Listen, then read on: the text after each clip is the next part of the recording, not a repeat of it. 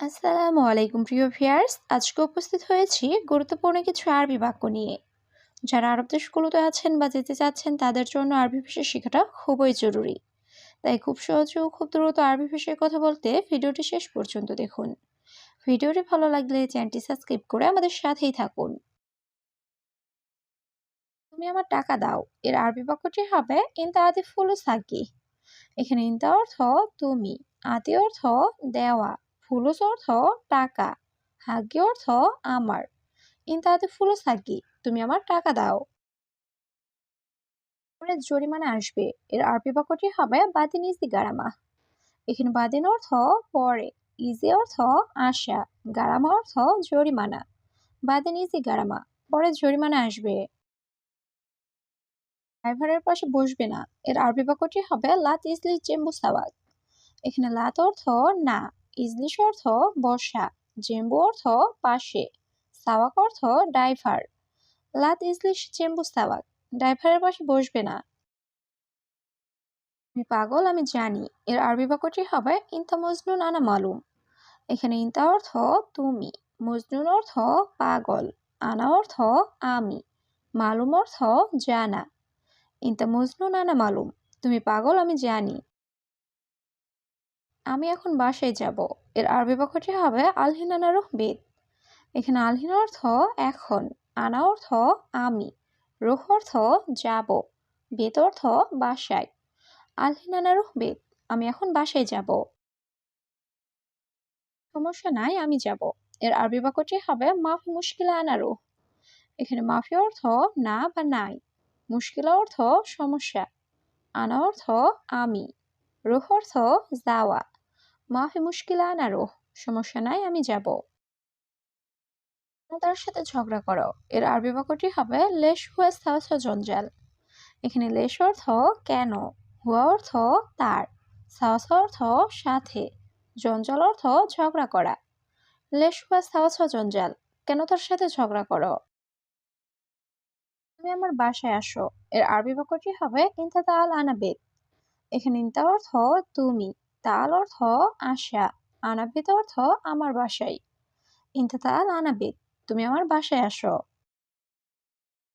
আমি দেখেছি তুমি ঝগড়া করছো এর আরবি বাক্যটি হবে আনা শুফ ইনতা জঞ্জাল।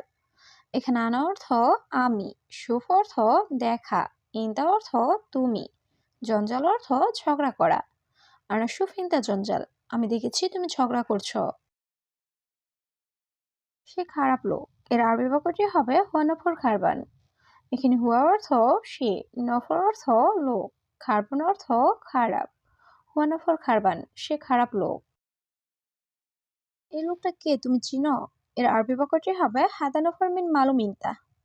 এখানে হাদা নফর অর্থ এই লোকটি, মিন অর্থ কে, মালুম অর্থ জানা বা বোঝা বা চিনা, ইনতা অর্থ তুমি। হাদা নফর মিন মালুম ইনতা, এই লোকটা কে তুমি চিনো। চিনি, সে আমার বন্ধু এর আরবি বাক্যটি হবে আনা মালুম বা আনা সাদিক।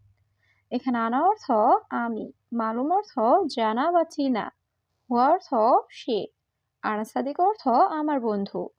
আনা মালুম হুয়া আনা সাদিক, আমি চিনি সে আমার বন্ধু। তুমি এখানে বসো এর আরবি বাক্যটি হবে ইনতা ইজলিস হেনা। এখানে ইনতা অর্থ তুমি, ইজলিস অর্থ বসা, হেনা অর্থ এখানে। ইনতা ইজলিস হেনা, তুমি এখানে বসো। আমার সাথে চলো এর আরবি বাক্যটি হবে এমসি সাওয়া সাওয়া আনা।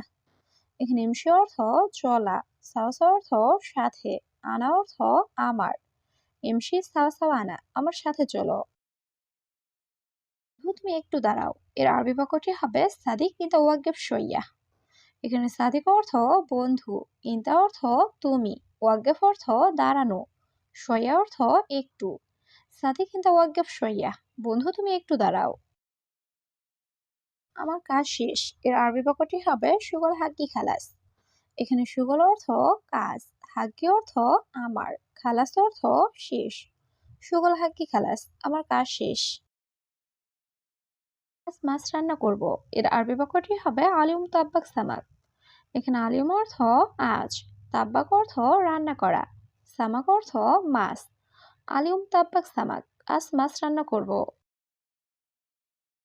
আজ কি রান্না করবে? এর আরবি বাক্যটি হবে আলিম এশ তাব্বাক। এখানে আলিম অর্থ আজ, এশ অর্থ কি, তাব্বাক অর্থ রান্না করা। আলিম এশ তাব্বাক, আজ কি রান্না করবে? আমি ধার নিব। এর আরবি বাক্যটি হবে আনা শিল সেলাফিয়া। এখানে আনা অর্থ আমি, শিল অর্থ নেওয়া, সেলাফিয়া অর্থ ধার। আনা শিল সেলাফিয়া, আমি ধার নিব। তুমি কখন বাজারে যাবে? এর আরবি বাক্যটি হবে ইনতা মিতা রুহসু। এখানে ইনতা অর্থ তুমি, মিতা অর্থ কখন, রুহ অর্থ যাওয়া, সুগ অর্থ বাজার। ইনতা মিতা রুহসু, তুমি কখন বাজারে যাবে? ভিতরে প্রবেশ নিষেধ। এর আরবি বাক্যটি হবে মমনু উদখুল জুয়া। এখানে মমনু অর্থ নিষেধ, উদখুল অর্থ প্রবেশ, জুয়া অর্থ ভিতরে। মমনু উদখুল জুয়া, ভিতরে প্রবেশ নিষেধ। আমার মালিক বাড়িতে আছে। এর আরবি বাক্যটি হবে হাগ্গে আরবাব মজুদ বেদ। এখানে হাগ্গে অর্থ আমার, আরবাব অর্থ মালিক, মজুদ অর্থ আছে, বেদ অর্থ বাড়ি। হাগ্গে আরবাব মজুদ বেদ, আমার মালিক বাড়িতে আছে। তোমার মালিক কোথায় গেছে? এর আরবি বাক্যটি হবে ইনতা আরবাব ওয়াইন রুহ। এখানে ইনতা অর্থ তোমার, আরবাব অর্থ মালিক, ওয়াইন অর্থ কোথায়, রুহ অর্থ যাওয়া। ইনতা আরবাব ওয়াইন রুহ, তোমার মালিক কোথায় গেছে? তোমার আকামা কই? এর আরবি বাক্যটি হবে ওয়াইন ইনতা ইকামা।